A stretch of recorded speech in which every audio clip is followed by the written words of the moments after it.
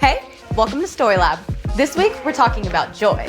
And what to do when you run out of figs. Huh? Let's go!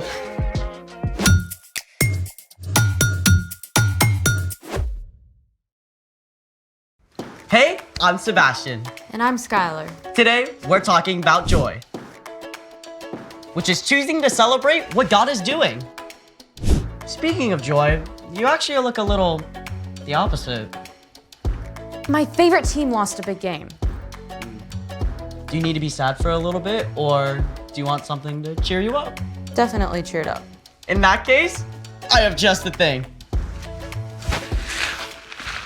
Of course! Bubble wrap! It's fun, it's poppy, it's Satisfying. You know, there are actually a whole bunch of things that are worth celebrating. Like hearing your favorite song, Sleeping in a bed that's just been made. seeing a sunset, Hearing a cat purr. ooh, free food samples at the grocery store. Food, of course. What else? Oh, I've got a good one, but it's gonna take a little bit to set up. Let's make it! One of my favorite things is building Rube Goldberg machines. A Rube Goldberg machine is a series of silly, complicated chain reactions where one event leads to the next, accomplishing some task like this. The idea was invented by cartoonist Rube Goldberg, who was born in 1883. And we have everything we need to build a Rube Goldberg machine right here. Lead the way. So first, we're gonna take our track. So we're gonna put this on here. Then we're gonna do this one. Perfect. Now we're gonna set it up right here. Then what? Oh, blocks, that's what we need.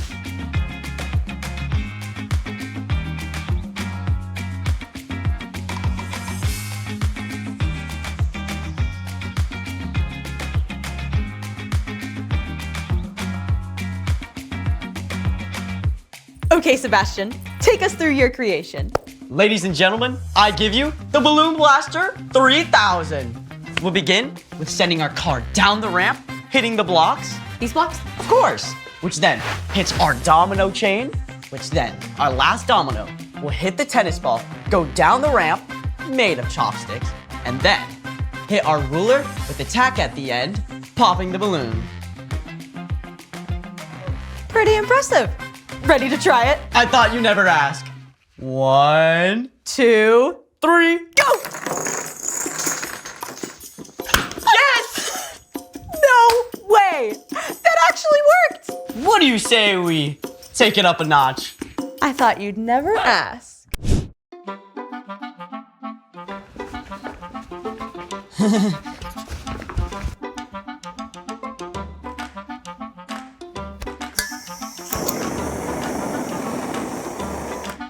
Here, monkey, here, monkey, here, monkey, here, monkey.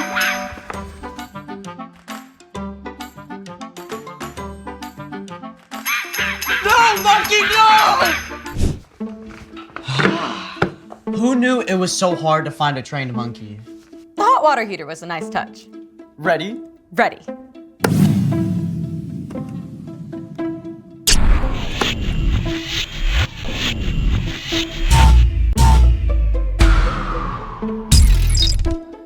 Well, rats.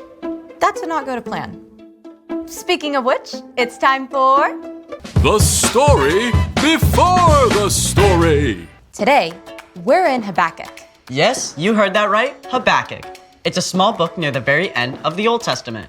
Habakkuk was one of Israel's prophets, people who listened to God and wrote down God's words for others. The prophets lived and worked throughout the history of God's people. In fact, the Old Testament contains 17 books recorded by prophets. Many of them wrote during the final years of the kingdoms of Israel and Judah, when foreign nations threatened to attack. Habakkuk recorded his message during this time as well. Which is where our story starts. Take it away.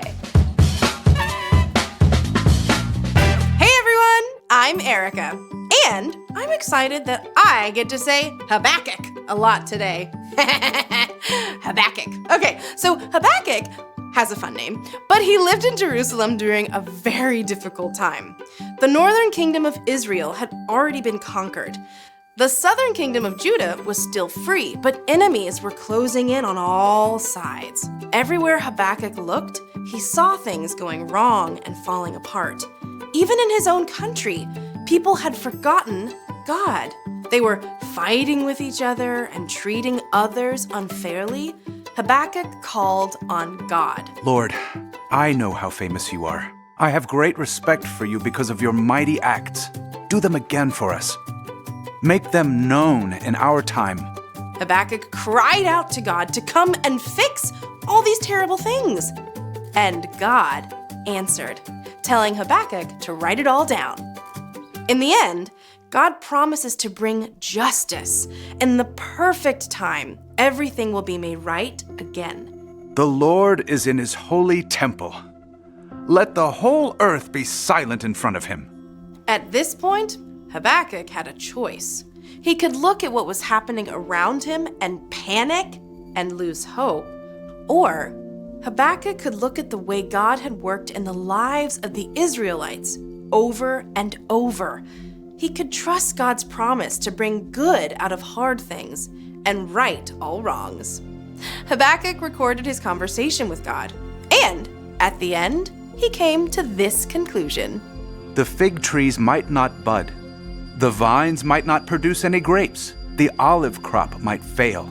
The fields might not produce any food. There might not be any sheep in the pens.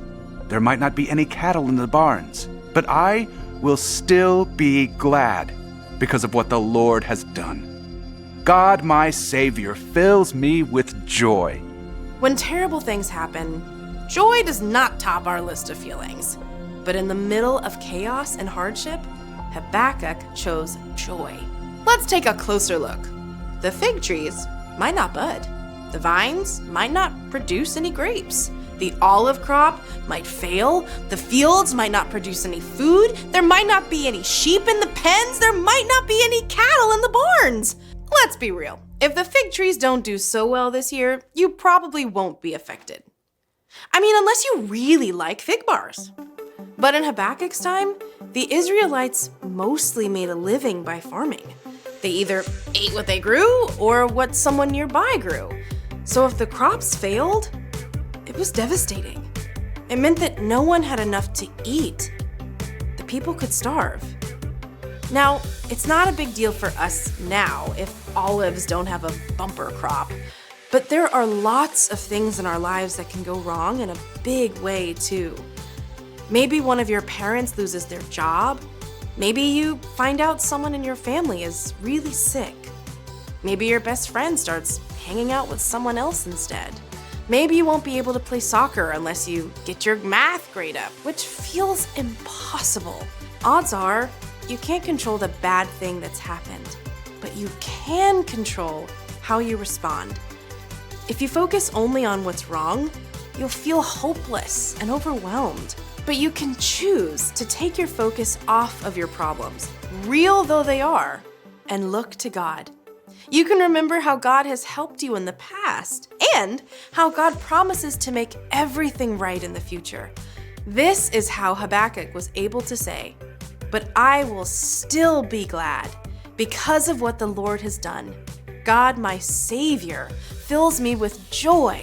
Through Jesus, you will be able to live forever with God." That doesn't make your current troubles any less difficult, but it does mean that you can find peace and joy in the midst of them and discover that there's always a reason to celebrate. The end. Wow, that is not easy stuff. Yeah, it just got real in here. Habakkuk didn't hold back. I mean, he was angry and upset, but he still made a choice to trust God's character. So, What's our part in the story? Well, our job is super simple, but not super easy.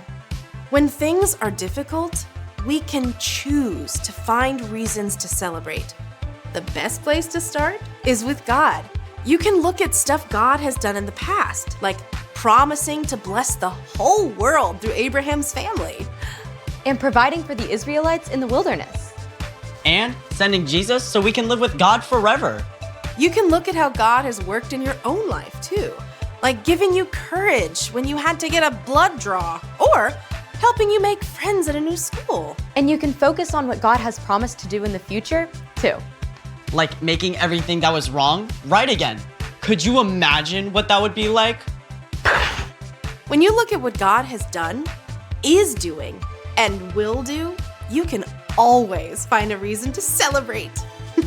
And that should put a smile on your face. Absolutely!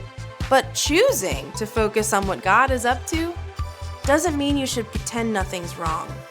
It's still important to be real about the hard stuff in your life. But you can still choose joy in spite of the tough things. I, for one, am always up for a celebration. Me too! See you next time! Bye. So here's the thing. There's always a reason to celebrate. Ready to try again? I thought you'd never ask.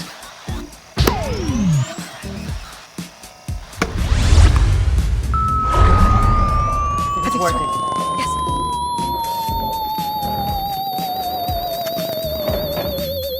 Here it comes.